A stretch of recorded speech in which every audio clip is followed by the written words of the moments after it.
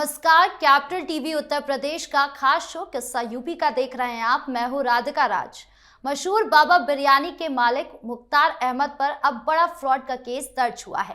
पहले तो वो कानपुर के नई सड़क हिंसा मामले में आरोपी थे। अब एक लेदर कारोबारी ने उन पर 2,86,71,000 रुपए की धोखाधड़ी का इल्जाम लगाया है।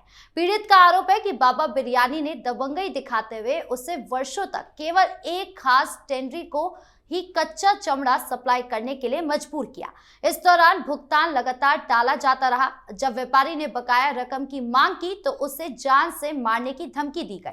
यही नहीं, इस मामले का सीधा कनेक्शन दुबई से पाया गया है। इसी पर चर्चा करने के लिए मेरे साथ स्टूडियो में मौजूद है कैपिटल टीवी के executive editor Rajiv Kumar. Sir, आपका बहुत बहुत स्वागत है। धन्यवाद। सर, बाबा बिरयानी कैसे इतने बड़े फ्रॉड में फंस गया? देखिए, फ्रॉड है, वो फंसा नहीं है, वो फ्रॉड है ही। वो उसके खिलाफ चार्जेस लगे हैं और उसका इन्वेस्टिगेशन हो रहा है।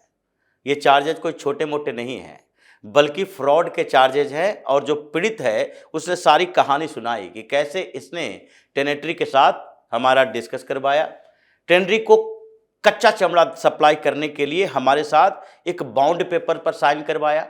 उसके बाद कहा कि इसके अलावा किसी और टेनेटरी में जा ही नहीं सकते। कच्चा चमड़ा का सप्लायर जो है वो केवल एक ही टेनेटरी में चमड़े का सप्लाई कर सकता है। पहले गलती तो इसने ये कर ली।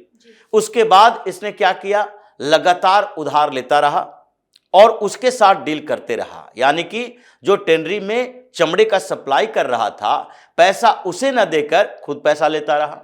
इसका बेटा भी उसमें शामिल था और इन लोगों ने उस पैसे का इस्तेमाल अपने तरीके से किया। दुबई में प्रॉपर्टी खरीदने के लिए भी किया और साथ ही जब वो पैसा मांग मांग कर थक गया तो उसके बाद उसे जान से मारने की धमकी दी। और धमकी देने के बाद जब उसे लगने लगा कि अब हमसे मामला ऊपर चला गया है तो पुलिस के पास गया। तब एफआईआर दर्ज हुई है, इसका इन्वेस्टिगेशन होगा और इसके खिलाफ कार्रवाई होगी। लेकिन ये कार्रवाई इतने तक सीमित नहीं रहेगी। अभी पूरे कानपुर में ऐसी कार्रवाई चल रही है।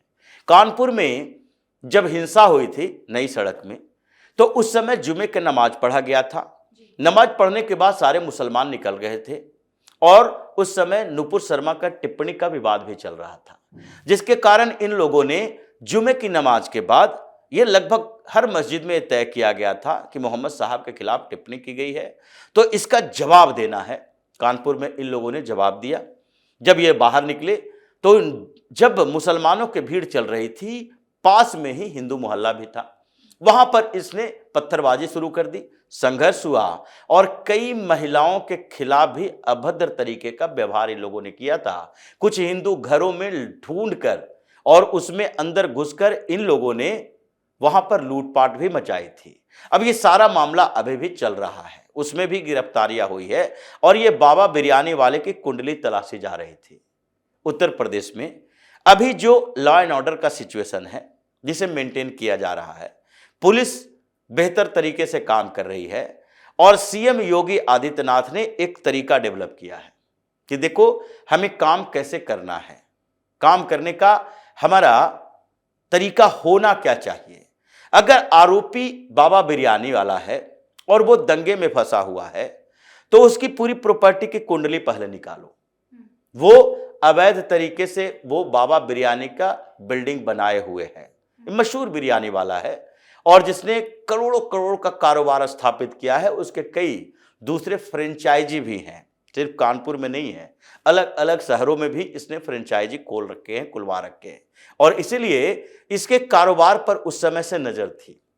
और दूसरी स्थिति कानपुर के अंदर जो उसी हिंसा के मामले में आगे पता चला कि कानपुर में कई ऐसे इनेमी प्रॉपर्टी हैं। इनेमी प्रॉपर्टी, शत्रु संपदा, वो प्रॉपर्टी होती है जो 1947 के समय में भारत और पाकिस्तान या पाकिस्तान बना तो उसके बाद कुछ मुसलमान, ज्यादातर मुसलमान नहीं लेकिन कुछ मुसलमान भारत छोड़कर पाकिस्तान गया।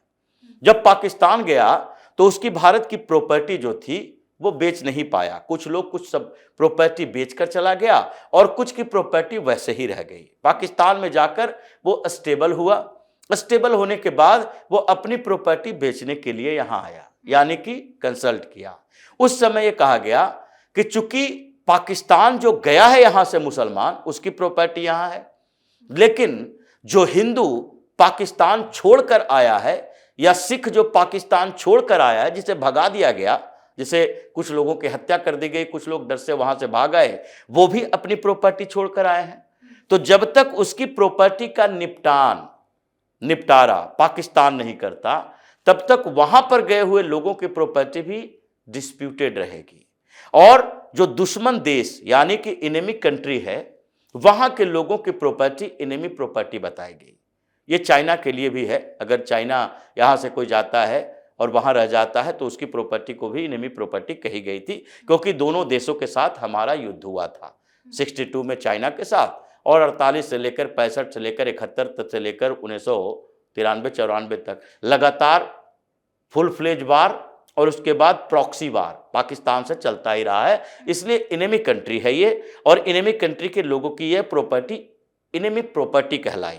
उसका डिस्प्यूट चल रहा है। अभी ये बड़े बड़े ऐसे प्रॉपर्टी वाले हैं, सैकड़ों हजारों करोड़ में 1500 करोड़ का इनेमी प्रॉपर्टी का विवाद चल रहा है सैफ अली खान के परिवार का, जो भोपाल के उस राजवाड़े में, जो भोपाल रियासत का मालिक था, उसके बेटी की शादी जो हुई थी नवाब पटौदी के बाप से और इफ्तार खान से। नवाब पटौदी का एक चाचा वो पाकिस्तान चला गया था, और वो जो चला गया पाकिस्तान, और उसके बाद भोपाल का जो सुल्तान चला गया, उन लोगों की प्रॉपर्टी इनेमी प्रॉपर्टी हुई, जैसे सरकार ने सील कर लिया था।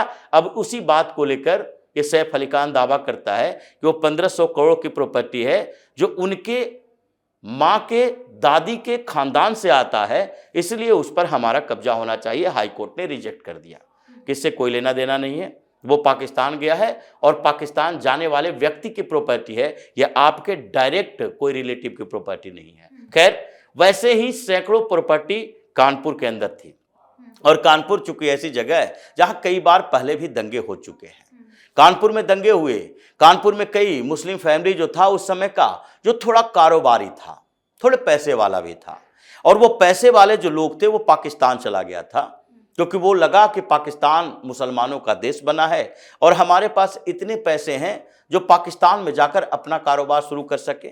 और जिन्ना भी यही चाहता था कि भारत के अलग अलग हिस्सों में रह रहे मुस्लिम कारोबारी पाकिस्तान जाए, ताकि पाकिस्तान के डेवलपमेंट में वो अपनी भूमिका निभा पाए। तो कुछ पैसे वाले लोगों को वहां स्वागत किया गया, और जो गरीब मुसलमान भारत से भाग कर गया था उसे तो मुहाजिर ही कहा गया कि इन लोगों को रहने के लिए लायक की स्थिति नहीं है, ये फिर वापस भारत चले जाएं तो ज़्यादा बेहतर होगा। वो अभी भी वही मुहाजिर बनकर वहाँ पर रह रहे हैं। जिस तरीके की व्यवस्थाएं यहाँ हुई, तो कानपुर में वही प्रॉपर्टी की लिस्ट तैयार की गई, दंगे के बाद थे।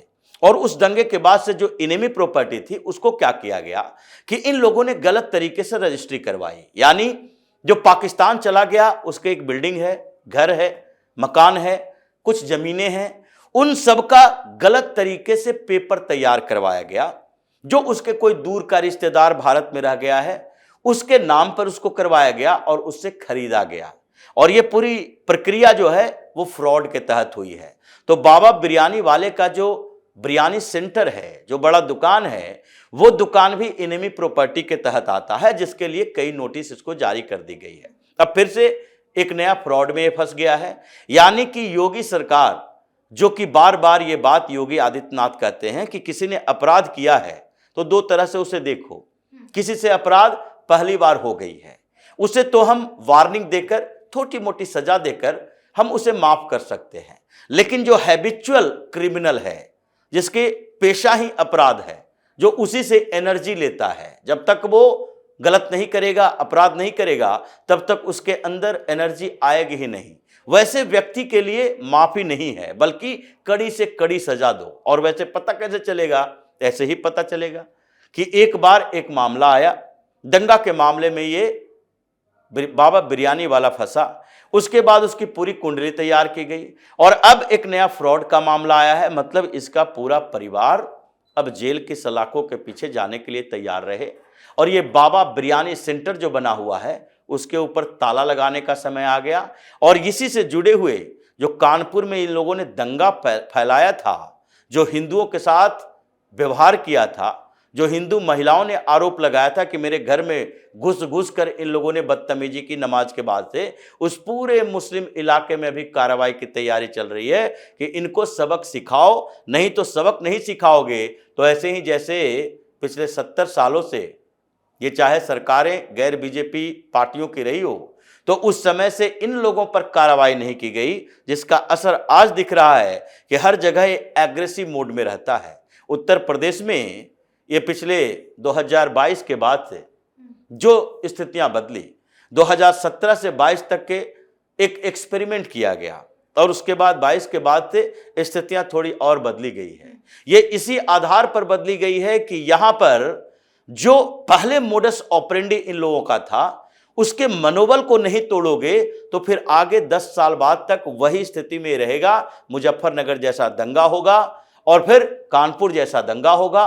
जुमे की नमाज के बाद ये सड़कों पर हंगामा खड़ा करेगा और इसलिए इन लोगों के मनोबल को तोड़ना जरूरी है। उसी में अब बाबा बिरयानी का भी नंबर आ गया है। अलग अलग जगहों पर, चाहे बरेली में तौकीर का हो या फिर संभल में बर्क का हो, इन सब जगहों पर जो इस्लामिक किलेबंदी बना के इन लोगों ने रखी है, वो इस्लामिक किलों को जब तक नहीं तोड़ा जाता है तब तक इनका मनोबल नहीं टूटेगा। इसलिए अब इसके दुकान पर भी ताला लगना है, बुलडोजर चलना है। और कानपुर की मुस्लिम बस्तियों में जिसके घर से निकलकर नमाज पढ़ने के लिए जुमे की गया था और फिर घर आने के रास्ते में पड़े हिंदू परिवारों के साथ इन लोगों ने दुर्व्यवहार किया था, सबको घर से उठाकर ले जाएगी यूपी की पुलिस, क्योंकि अभी उसकी लिस्ट लगभग तैयार हो चुकी है। जी, इस मुद्दे पर ज्यादा जानकारियों के लिए आपका बहुत बहुत धन्यवाद। धन्यवाद। तो बाबा बिरयानी का ये नया मामला एक बार फिर दिखाता है कि दबंगई और धोखाधड़ी का खेल कितना गहरा हो सकता है। कानपुर पुलिस अब जांच में जुटी है और उम्मीद है कि जल्दी सच सामने आएगा और पीड़ित को न्याय मिलेगा। तो इस खास शो में इतना ही। कैसा लगा वीडियो कमेंट बॉक्स में जरूर बताएं। वीडियो को लाइक करें, शेयर करें और चैनल को सब्सक्राइब करना ना भूलें। धन्यवाद।